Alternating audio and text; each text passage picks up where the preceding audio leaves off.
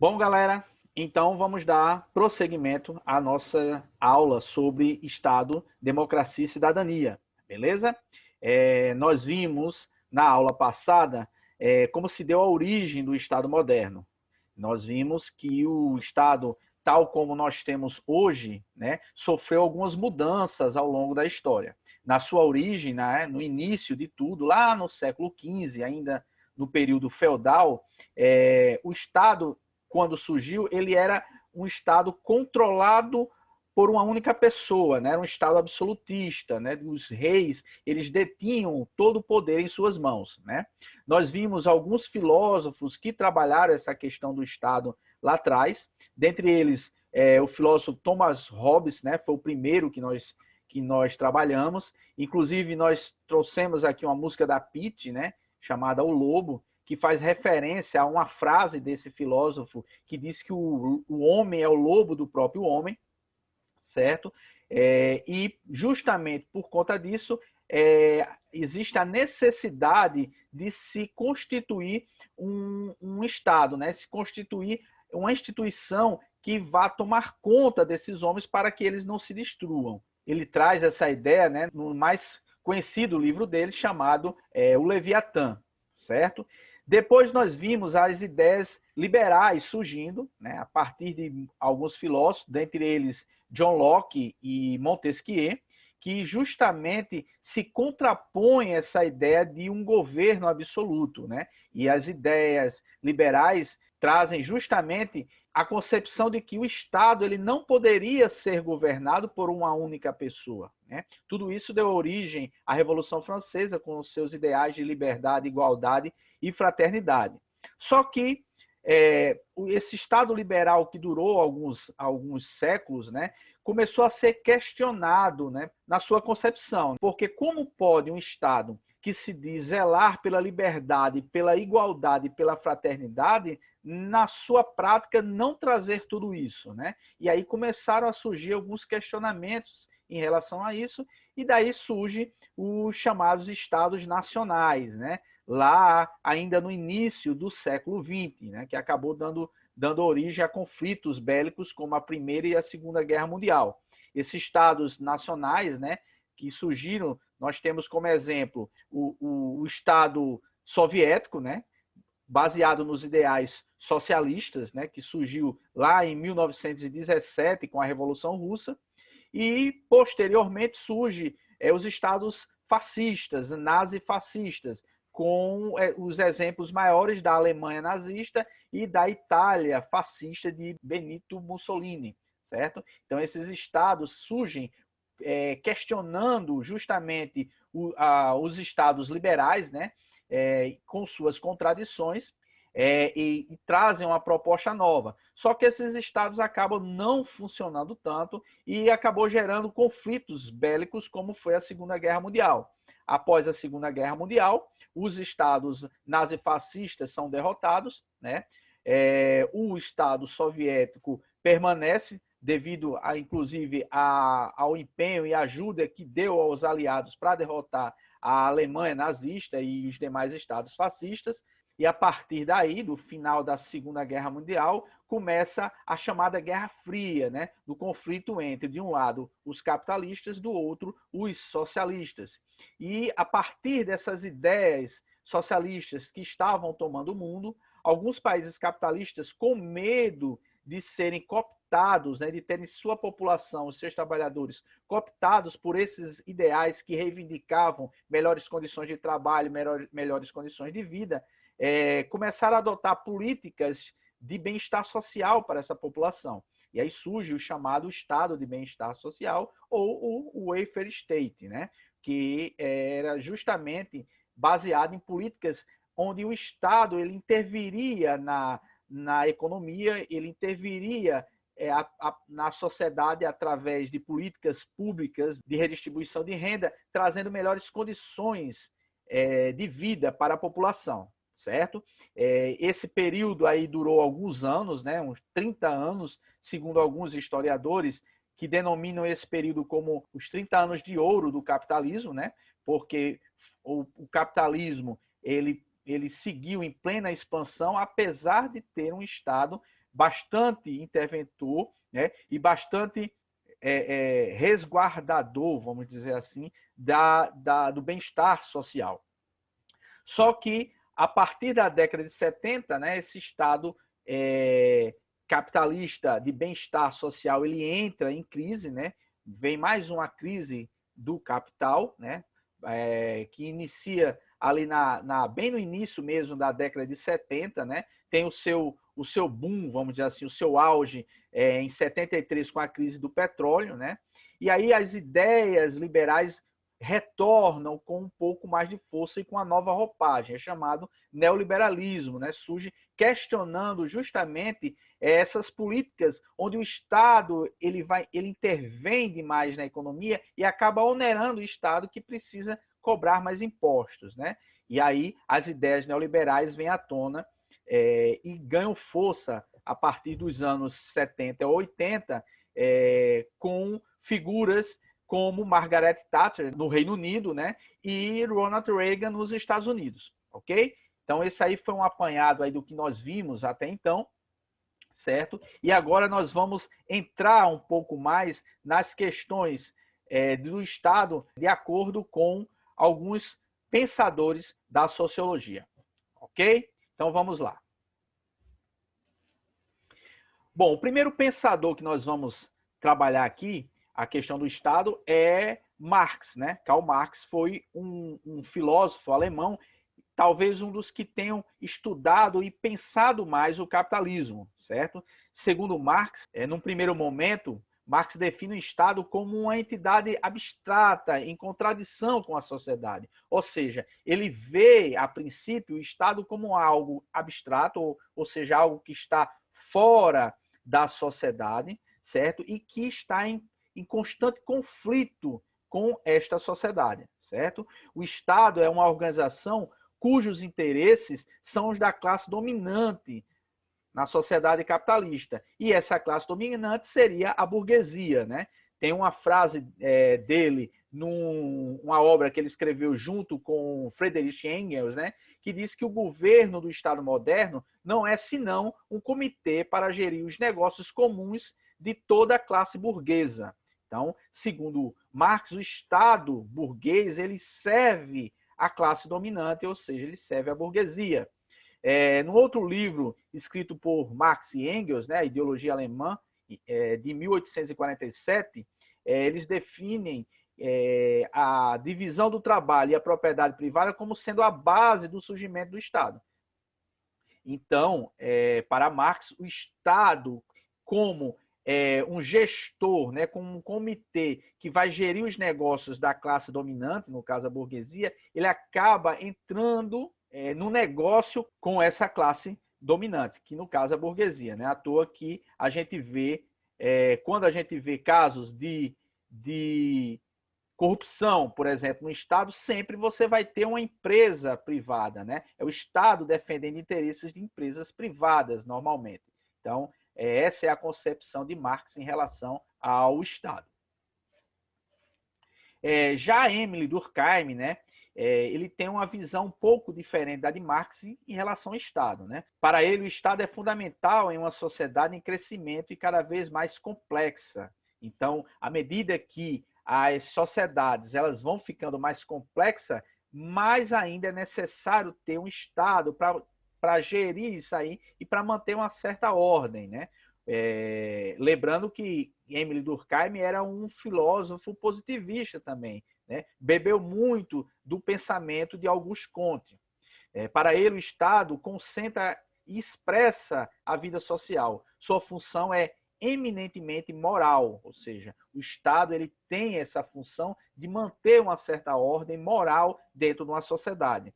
Essa função se daria por meio da educação pública, voltada para uma formação moral sem fins religiosos. E aí já tem, novamente, um outro pensador, né, fazendo crítica à união de religião com Estado, né, assim como era lá no período absolutista. Então, Emile Durkheim ele vai fazer essa crítica e vai dizer que o Estado, desvinculado da religião, ele tem essa função de manter a ordem, manter a moral, né? Foi o Estado que emancipou o indivíduo do controle despótico e imediato dos grupos secundários, como a família, a igreja e as corporações profissionais. Aqui, leia-se corporações de ofício, né? Então, ele está remetendo aqui ao período do surgimento do Estado moderno, né? Onde você tinha o poder absoluto, né? Nas mãos do rei, né? Onde você tinha o poder sendo passado de pai para filho, onde você tinha a influência da igreja, né, nas tomadas de decisão, e aí ele vai dizer que foi justamente o surgimento do Estado que rompe com toda essa formatação, ok? E aí você tem a ideia de Max Weber em relação ao Estado, né? Interessante pensar Max Weber, né, a partir da sua teoria da burocracia, certo? Max Weber é um estudioso também de diversas áreas, né? E dentre elas, ele estuda também a questão do Estado e ele vai propor também a ideia de uma teoria da burocratização, certo? Ou seja, a burocracia como forma de racionalização e das tomadas de decisão do próprio Estado, ok? Para ele, o Estado é uma relação entre homens dominando homens, ou seja, por mais que o Estado ele seja uma instituição, como diria Durkheim, né, necessária, e uma instituição que, como diria Marx, né, que esteja fora da sociedade, mas tomando conta dela, ela é composta por homens, né? E homens que vão acabar dominando homens. Por isso a necessidade de se ter uma teoria burocrática para poder manter ordem nisso aí, para poder racionalizar as decisões e evitar qualquer tomada de decisão do ponto de vista individual, íntimo, personalístico, certo? Subjetivo.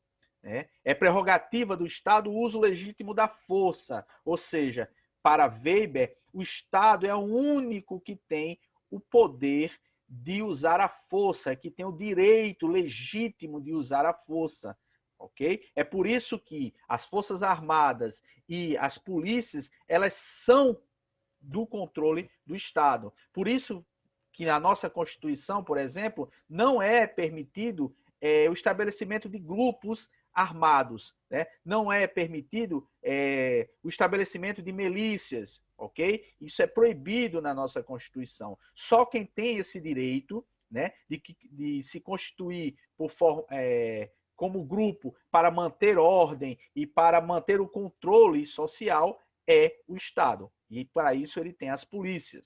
Para Weber, há 3 tipos puros de dominação, que ele chama de dominação tradicional, a dominação carismática e a dominação legal. Antes de entrar propriamente nesses tipos puros de dominação, é bom que fique claro que Weber, né, ele estabelece um método de estudo da sociedade comparativo, né, onde ele faz o quê?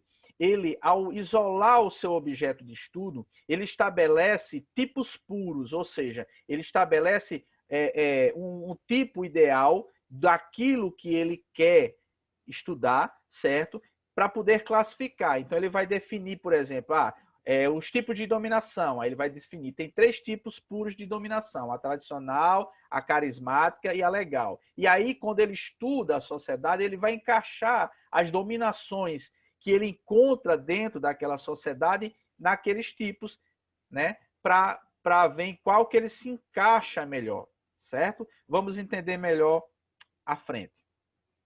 Então, a dominação tradicional, segundo Weber, é aquela baseada na crença cotidiana, na santidade das tradições vigentes desde sempre e na legitimidade daqueles que, em virtude dessa tradição, representam a autoridade. Isso você tem, por exemplo, lá nos governos absolutistas, né? Era uma forma de dominação tradicional, né? Baseada na tradição, né? Baseada na crença de que aquele rei ele estava ocupando aquele cargo porque era a vontade de Deus, né? E aí você tem os exemplos de dominação tradicional, como a dominação do príncipe ou do rei, como eu acabei de falar, sobre seus súditos, a dominação exercida pelos pais, pelos padres, pelos pastores, né? Tudo isso são tipos de dominação que, na visão de Weber, se encaixaria dentro do que ele chama de dominação tradicional, porque há uma dominação,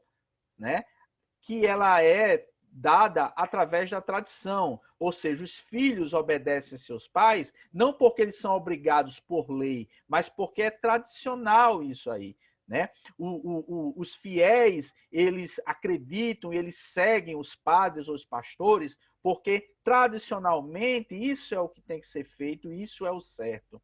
Ok? Da mesma forma, a dominação que os reis exerciam sobre seus súditos era baseada nesse tipo de dominação tradicional. Beleza?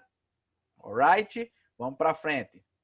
Dominação carismática, né? Aquela dominação que ela é exercida a partir do carisma, né, que o líder tem sobre os seus súditos, sobre os seus fiéis, né? Baseada na veneração extra-cotidiana da santidade, do poder heróico, né, ou do caráter exemplar de uma pessoa e das ordens por estas reveladas ou criadas, ok? Esta é, segundo Weber, o que ele denomina de dominação carismática. E aí, de propósito, né, eu trouxe aqui a figura desses dois homens, né, que são necessariamente bem antagônicos entre si, né? Um é praticamente uma santidade, né, que seria o Jesus Cristo, e o outro, né, a encarnação do demônio na Terra, né, para muitos, né, que é Adolf Hitler. Mas o que é que eles têm em comum?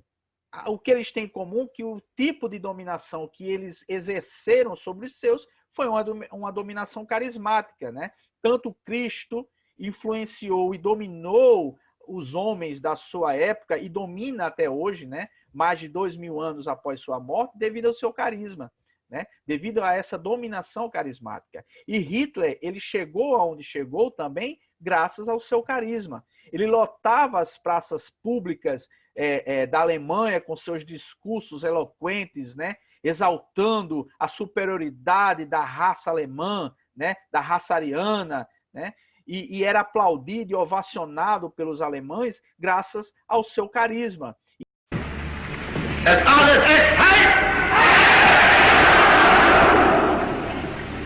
Die große Zeit ist jetzt angebrochen.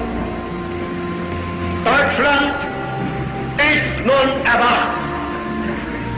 Die Macht haben wir nun in Deutschland gewonnen. Nun gilt es, das deutsche Volk zu gewinnen. E o outro tipo puro de dominação que Weber vai classificar é a dominação racional legal, né? É aquela dominação que ela é exercida por meio da razão e por meio da legalidade, né? Que é baseada na crença da legitimidade das ordens estatuídas e do direito de mando daqueles que, em virtude dessas ordens, estão nomeados para exercer a dominação, certo? Um presidente da República, ele tem o poder legítimo de exercer essa dominação porque ele foi eleito através do voto e está ali. Existe, no caso do Brasil e na maioria dos países, uma legislação que diz como deve proceder a nomeação de um presidente. No caso do Brasil, através do voto, certo? E a partir do momento que ele é o mais votado, né, em primeiro ou segundo turno, então ele é empossado, ok? E ele tem a legitimidade para poder governar durante aquele período ali no qual ele foi eleito, certo? Então, esse é o tipo de dominação que Weber vai chamar de dominação racional. É claro que ele não tem em suas mãos o poder absoluto como tinham os reis, né? Graças aos ideais do liberalismo, nós temos na maioria dos países, né, a constituição da divisão dos três poderes, né? No caso do Brasil, o presidente da República ele é o representante maior do poder executivo, só que ele divide a governança, vamos dizer assim, do país com os poderes legislativo e judiciário, né? É a divisão de poderes que foi idealizada lá atrás por alguns pensadores, dentre eles Montesquieu. Ok, galera? Então, espero que esteja ficando claro e nas próximas aulas nós vamos aprofundar um pouco mais sobre a questão do Estado e democracia, ok? Então a gente encerra por aqui. Façam os exercícios que forem sendo postados e até mais.